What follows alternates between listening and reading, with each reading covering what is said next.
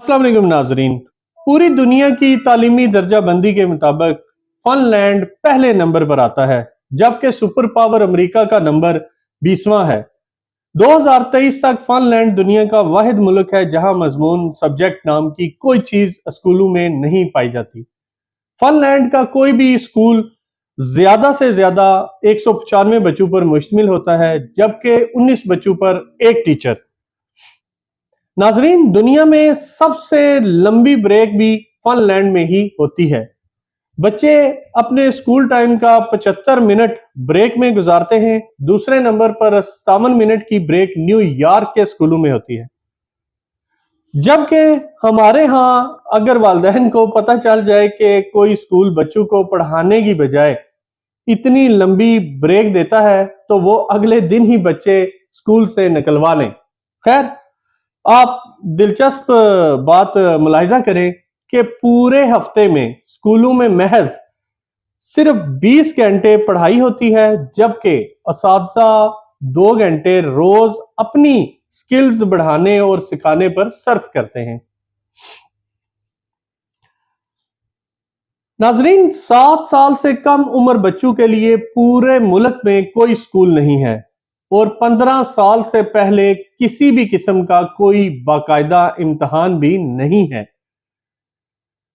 कहते हैं कि रियासी के एक उस्ताद से पूछा गया कि आप बच्चों को क्या सिखाते हैं, तो वो मुस्कुराते हुए बोले, मैं बच्चों को खुश रहना और दूसरों को खुश रखना सिखाता हूं, क्योंकि इस तरह वो जिंदगी के हर सवाल को बआसानी हल कर लेते हैं। आप जापान की मिसाल ले लें। तीसरी जमात तक बच्चों को एक ही मजमून पढ़ाया और सिखाया जाता है, वो अखलाकियात और आदाब हैं। नाजरीन, हजरत अली रजी अल्लाह ताला अन्हु ने फरमाया, जिसमें अदब नहीं इसमें दीन नहीं। मुझे नहीं मालूम कि जापान वाले हजरत अली रजी अल्लाह ताला अन्हु को कैसे जानते हैं और हमें अभी तक इनकी ये बात मालूम क्यों ना हो सकी। बहरहाल, इस पर अमल की जिम्मेदारी भी फिलहाल जापान वालों ने ली हुई है। हमारे एक दोस्त जापान गए और एयरपोर्ट पर पहुंचकर उन्होंने अपना तारफ करवाया कि वो एक उस्ताद हैं। इस पर उनको शानदार प्रोटोकॉल मिला और फिर इनको लगा कि शायद वो जापान के वजीर आजम हैं। अशफाक अहमद साहब, आप जानते हैं नाजरीन उनको। अशफाक अहमद साहब मरहूम को एक दफ़ा इटली में अदालत जाना पड़ा और उन्होंने भी अपना तारफ करवाया कि मैं उस्ताद हूँ। वो लिखते हैं कि जज समेत कोर्ट में मौजूद जितने भी लोग थे वो अपनी नशिस्तों से खड़े हो गए। इस दिन वो लिखते हैं कि इस दिन मुझे मालूम हुआ कि कौमों की इज्जत का राज उस्तादों की इज्जत में है। ये है कौमों की तरक्की और अरूज व ज़वाल का राज। जापान में माशरती अलूम पढ़ाई नहीं जाती बल्कि सिखाई जाती है, क्योंकि ये है ही सिखाने की चीज, पढ़ाने की नहीं। और वो अपनी नस्लों को बहुत खूबी के साथ माशरत सिखा रहे हैं। जापान के स्कूलों में सफाई सुथराई के लिए बच्चे और असातिज़ा खुद ही एहतमाम करते हैं। सुबह 8 बजे स्कूल आने के बाद से 10 बजे तक पूरा स्कूल बच्चों और असातिज़ा समेत सफाई में मशगूल रहता है। नाजरीन, दूसरी तरफ अगर आप हमारा तालीमी निज़ाम मुलाहिज़ा करें मुल्क पाकिस्तान का, जो सिर्फ नकल और छपाई पर मुश्तमिल है, हमारे बच्चे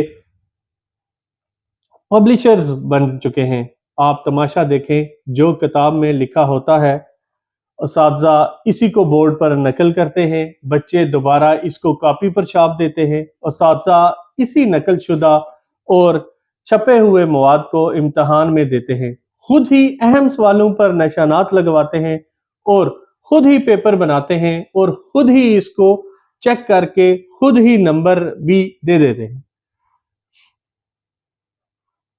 बच्चे के पास या फेल होने का फैसला भी खुद ही सादर फरमा देते हैं और माँ बाप इस नतीजे पर तालियां बजा बजा कर बच्चों के ज़हीन और काबिल होने की दाद देते हैं। नाजरीन, जिन वालिदैन के बच्चे फेल हो जाते हैं वो इस नतीजे पर अफसोस करते रहते हैं اور اپنے بچے کو کوڑ مغز اور کند ذہن کا تانا دیتے رہتے ہیں۔ ہم 13-14 سال تک بچوں کو قطار میں کھڑا کر کے اسمبلی کرواتے ہیں اور وہ اسکول سے فارغ ہوتے ہی قطار کو توڑ کر اپنا کام کرتے ہیں۔